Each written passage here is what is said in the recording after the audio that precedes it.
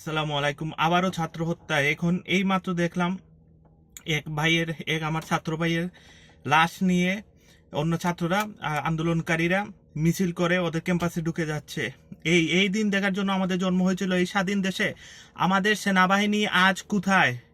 ওরা কেন হাসিনাকে হটিয়ে ক্ষমতা নিয়ে নিচ্ছে না? কেন ওরা আমাদের অধিকার ফিরিয়ে?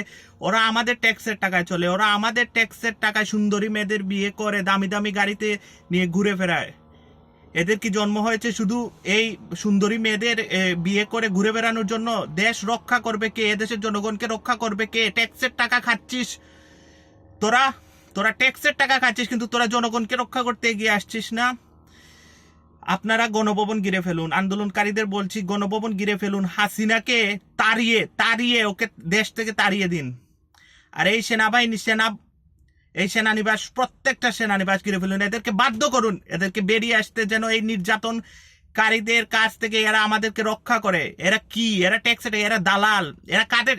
এদের বেতন ডাবল করে, ট্রিপল করে, এদেরকে ইনসেন্টিভ দিয়ে, এদেরকে ব্যবসা করার সুযোগ দিয়ে এরা তো আর দেশ রক্ষার কোনো বাহিনী বলে আমার কাছে মনে হচ্ছে না। এরা তো দালাল, এরা তো এই ক্ষমতার দালাল, এই এই হাসিনার দালাল।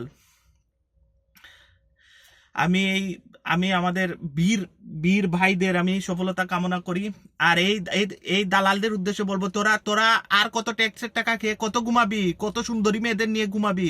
তোরা এখন তোদের দায়িত্ব পালন কর, তোরা এই ছাত্রদের রক্ষা কর, তোরা এই হাসিনাকে ক্ষমতা থেকে উৎখাত কর।